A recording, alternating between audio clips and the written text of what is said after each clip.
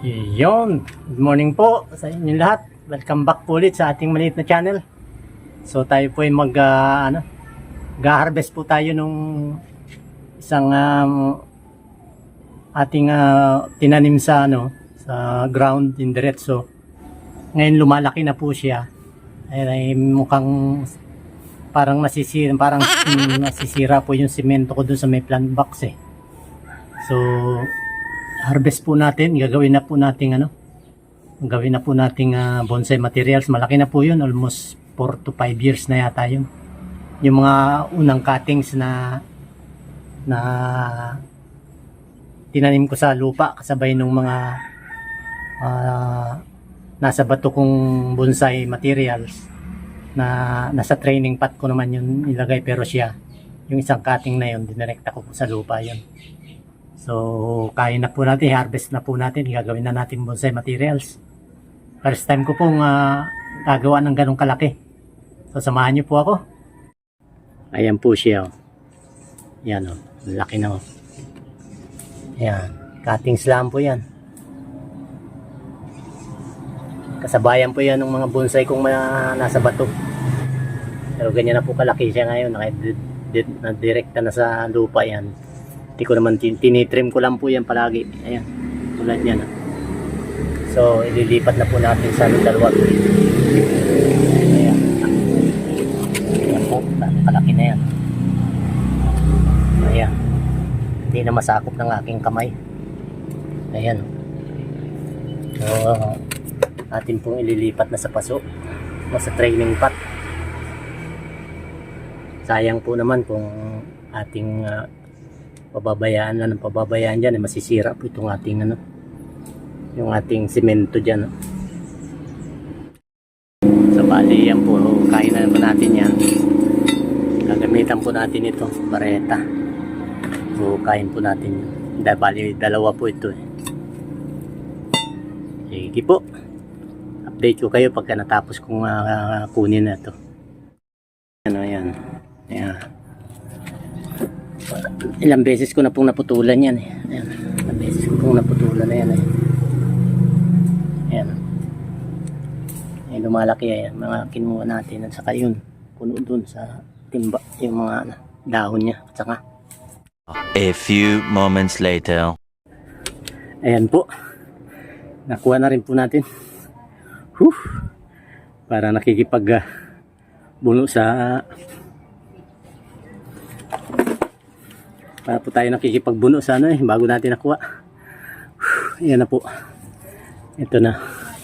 Ayan. Ayan po ang ating nakuha. Ayan. Tanggal na po natin. Ayan. Ayan. Ayan po. Dami niyang ugat.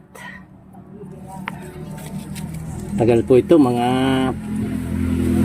5 years na yata ata. 5 years na po ito. Kasabayan po ito ng aking mga mini bonsai na nasa bato. Parehas sila cuttings.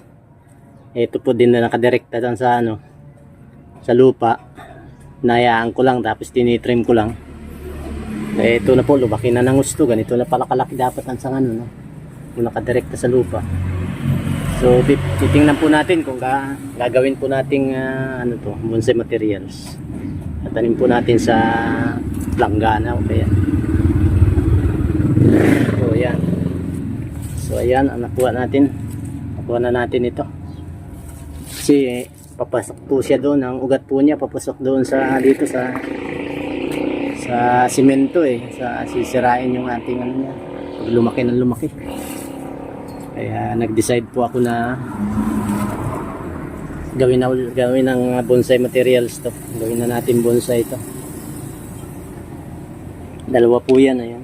Ito yung isa, medyo maliit yung isa. Ayan. Ito po ayan magkatabi po sila eh. Ayan. Ayan, simento po kasi nito. Hanggang dito lang yung plant box natin eh. Ayan. Hanggang doon lang po doon sa dito. Ayan. Semento na po ito eh. Masisira po dahil kinakapkab niya ng ugat niya dun eh.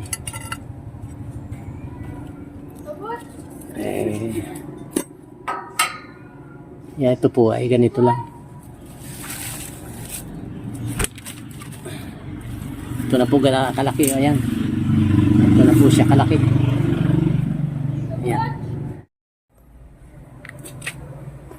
So bali hinati po natin yung ating kinuha na yon, yung ating na bonsai materials.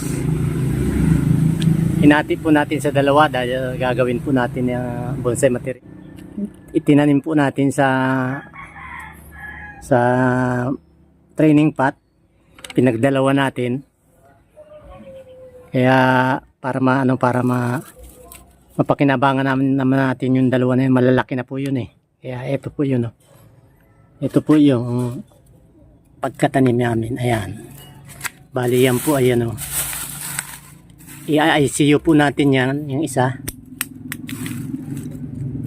ICU po natin itong isa. Tapos yung isa po, ayun na. Ayun. Ayan.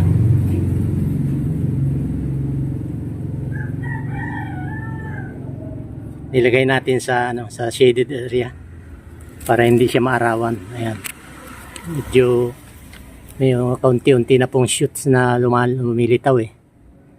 Ayan po siya. Ayan. Yan, dalawa. Bali ito po, pagka medyo naka-recover na may mga daon ng malalaki, putulin po natin yan.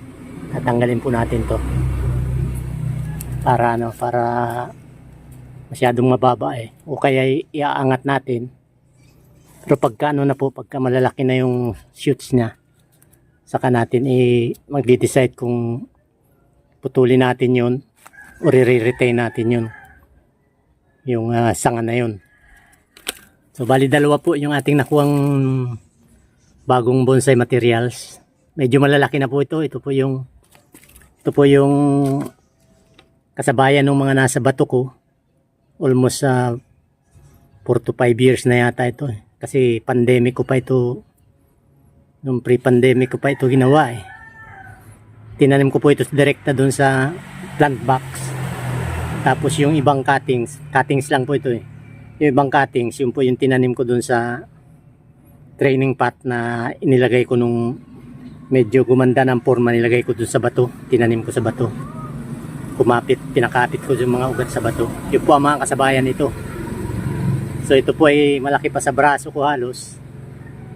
Kaya, ayan, almost 5 years na to eh. So bali ito po yung nakahiga. Nakahiga po ito dahil yung ugat po kasi nito nandito sa gilid.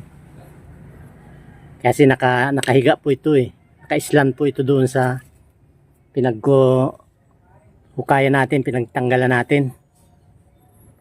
So para hindi po masira at saka yung magtuloy-tuloy yung kanyang, hindi siya mag-die back, pinahiga na lang po natin, saka po natin na ayusin ng maayos yan pagka yung may mga shoots na siya, may mga sanga na siya nilitaw. So sa ngayon po naka-ICU po ito. ICU ang style. ICU natin ang style yan. Lalagyan natin ng plastic.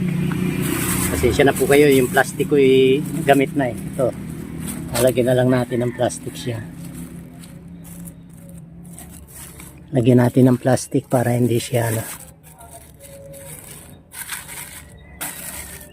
baga sa ICU bang tawag nila dito eh. Ayan. Lagyan na lang po natin yan dyan. Takpan natin ng plastic siya. Ayan.